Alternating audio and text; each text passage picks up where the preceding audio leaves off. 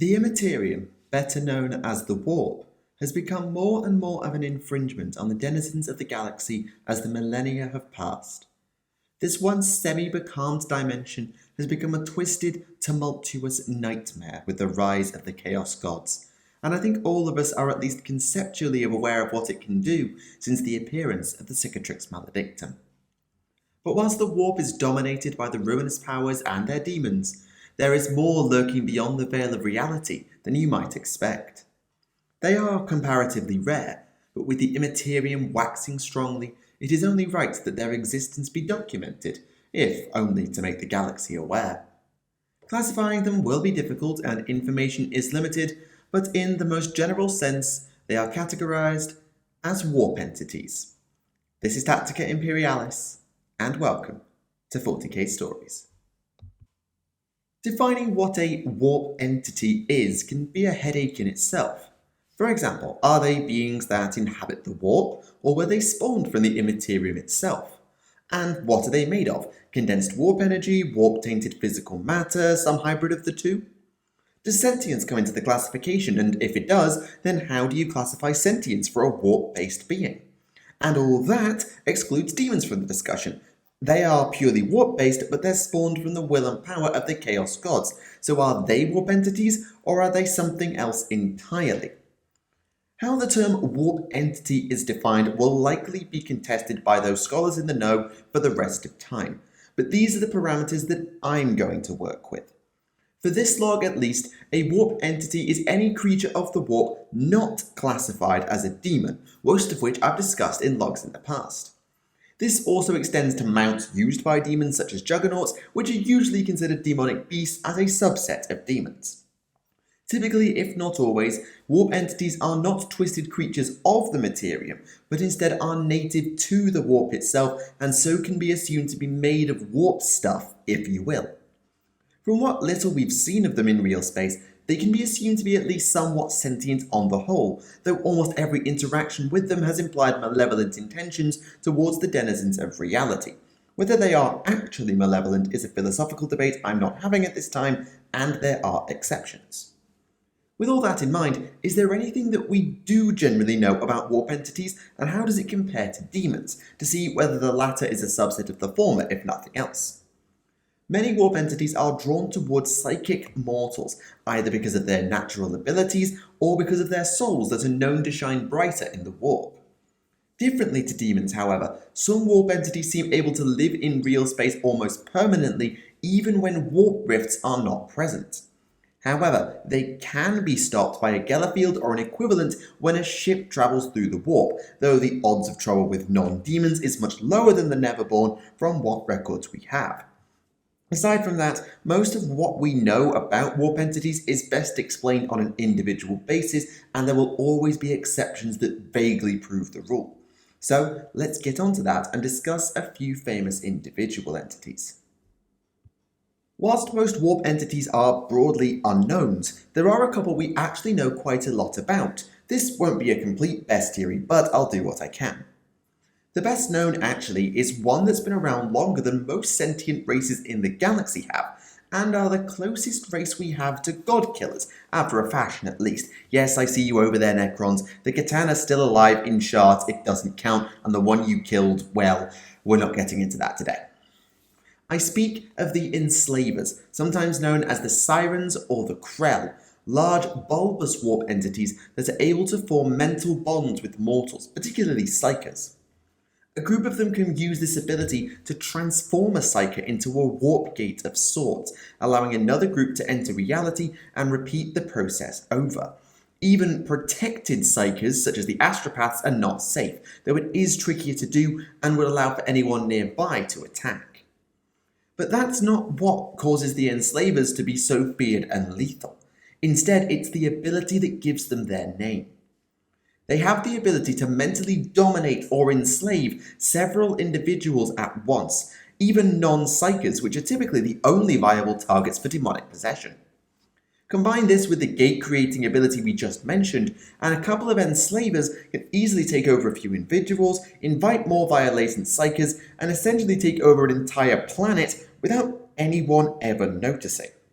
When they do fight, the enslavers are able to float above the ground or maneuver using their tentacles, but I believe that much of any war with them would consist of trying to get past their mind slaves.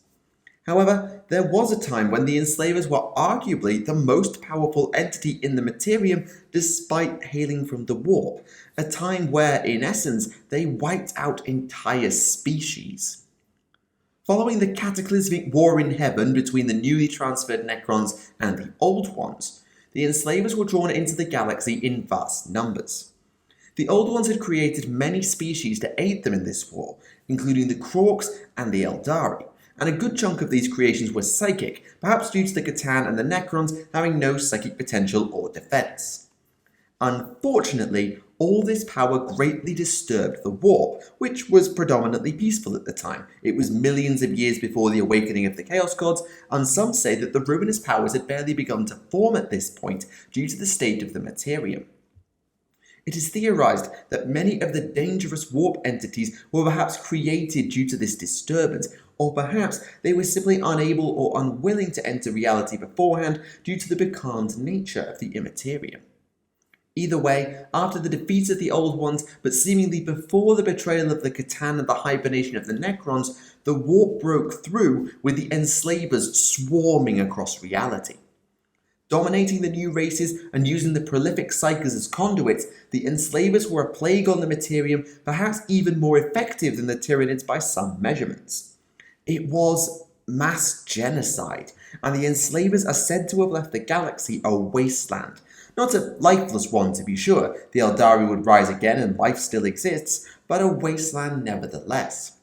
Even the almighty Old Ones, weakened as they had been by the war in heaven, were not safe, and it is said that the enslavers exterminated the entire race before eventually returning to the warp, either unable to sustain themselves in reality or without the intelligence required to think to stay and rule. No one's quite sure how intelligent or sentient the enslavers actually are. They are aware and rational, but we can't be sure of their true intellect.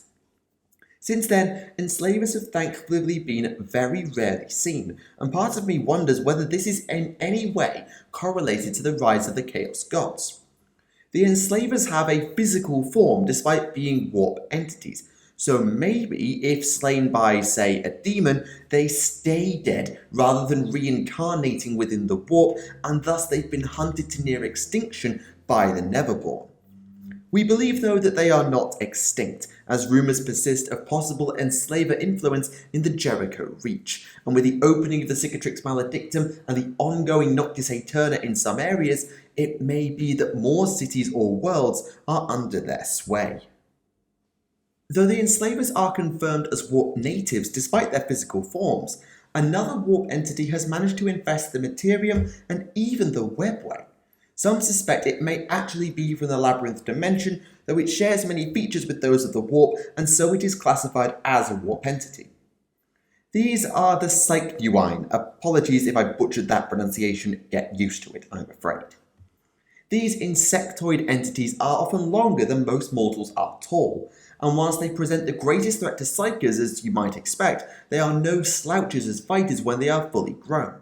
Granted, I wager any Tyranid of a similar size could probably take them, but don't let that deceive you. Interestingly, the Psychneuein have been found as an infestation on 2 different worlds throughout history, with each world creating slightly different breeds almost, that could seemingly live outside the warp indefinitely. The most famous infestation came on the world of Prospero, former home of Magnus the Red and the Thousand Sons Legion.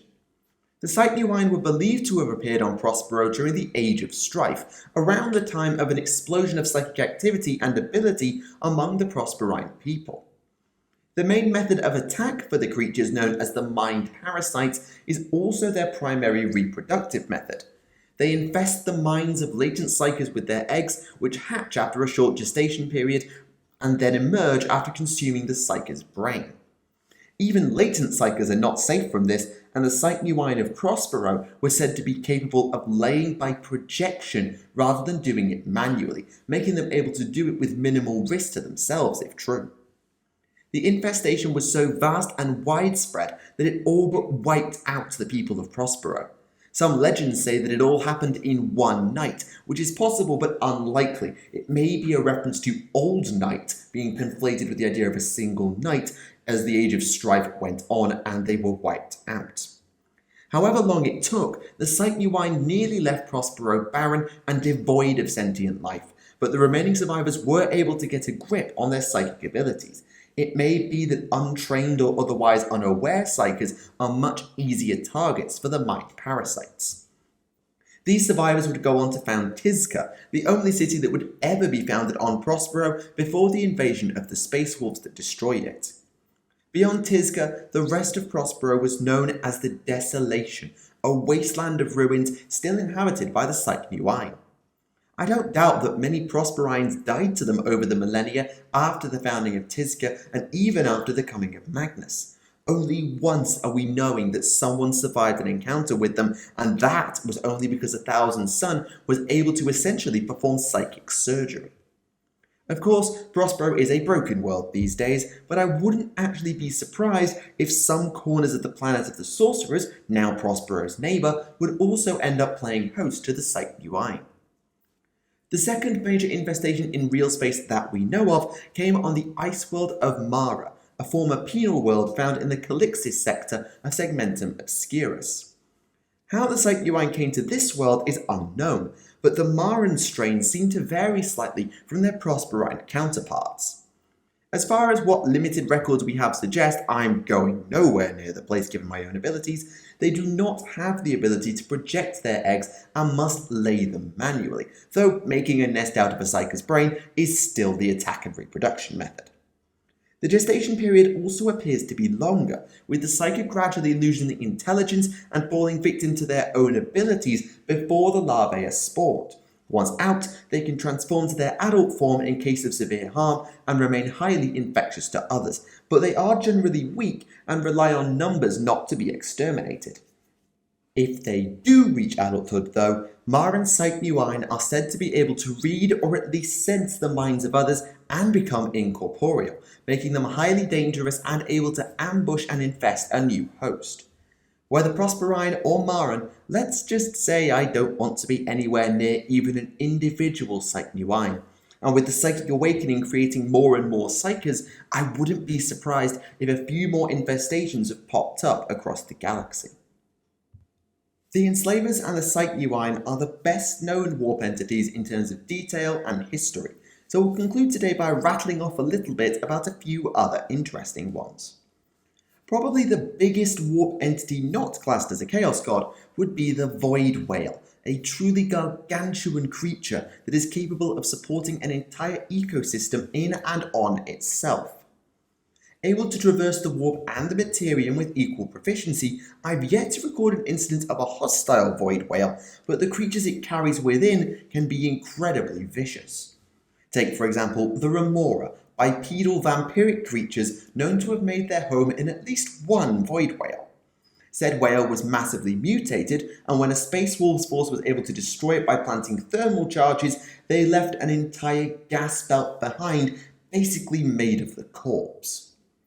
Several warp entities have also been found slaves to the Drukhari, including but not limited to the charges of their Beastmasters.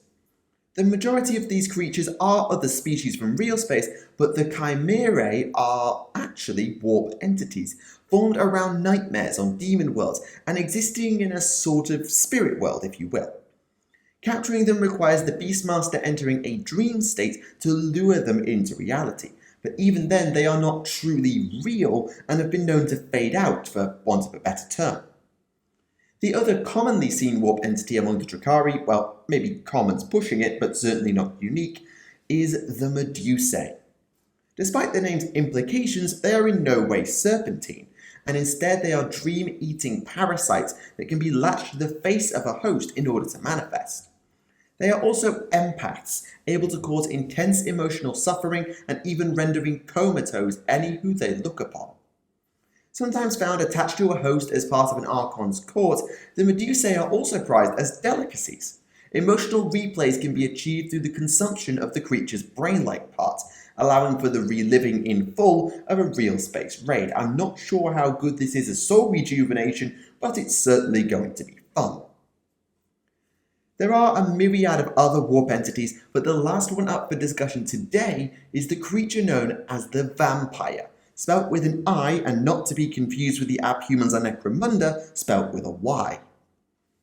These creatures have been part of human myth for millennia, often dismissed but definitely real. They are polymorphic, able to transform from their natural form, a bipedal bat, to mimic the appearance of other races to better infiltrate and feed on them. Though they are of course vicious fighters in their natural form, a transformed vampire is able to feed on the life force of their victims and leave them akin to zombie thralls, and they are so adept at stealth and blending in that they can fool most anyone. Often seeking intelligence in their victims and regarding each other as rivals, the only confirmed encounter with a vampire in recent history involves the Black Templars Astartes and their future High Marshal Helbrecht, who killed one in order to join the ranks of the veteran Sword Brethren. And there you have it, at least a little more insight into the various non-demon warp entities. Whilst there is a myriad of creatures out there, we've only covered 7 today, and doing a comprehensive bestiary is likely impossible. This should hopefully draw attention to some of the better known creatures lurking beyond the veil. In truth, however, the best thing I can advise when it comes to these things is not very helpful. Don't be a psyker. For now though, we must move on.